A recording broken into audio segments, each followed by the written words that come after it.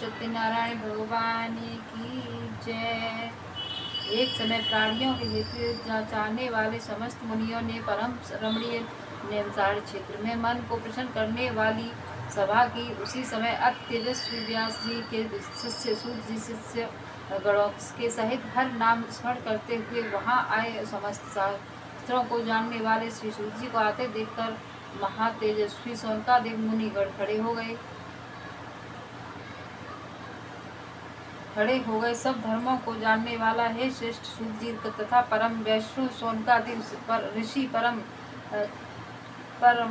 स्पर्श शीघ्रता से पृथ्वी पर दंडवत नमस्कार करते हुए शौनकादिक मुनियों के दिए आसन पर संपूर्ण शिष्यों सहित अति बुद्धिमान सूत जी बैठे हुए। सूत जी ने शौनकादिक मुनियों से नमस्कार कर हाथ जोड़कर कहा, हे महेश, मैं सर्वज्ञ सूत जी, इस कलयुग काल में मनुष्यों को हर भक्त किस उपाय से हो भगवान कहिए, क्योंकि कल काल में सब प्राणी पाप करने में तत्पर और वेद विहीन हो जाएंगे। उनका कल्याण किस प्रकार होगा?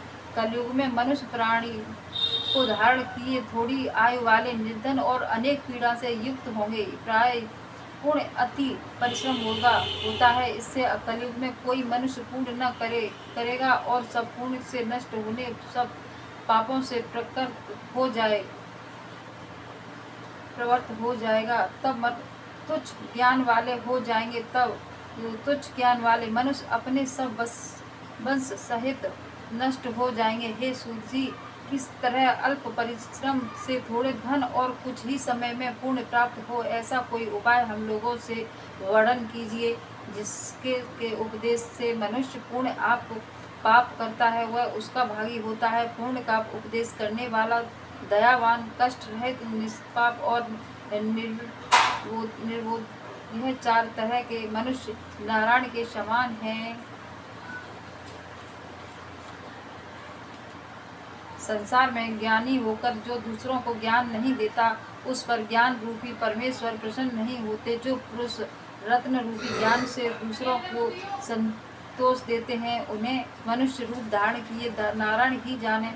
हे महामते, ऐसा कौन सा व्रत है जिसके करने से मानव वांछित फल प्राप्त होता है? वह हम लोगों को सुनने की इच्छा है। हे मनुश्रेष्ठ, आप वेदांतों के ज्ञाता हैं। सूत जी बोले, हे मुनिश्रेष्ठ, तुम धन्य हो, तुम्ही वैष्णव में अग्र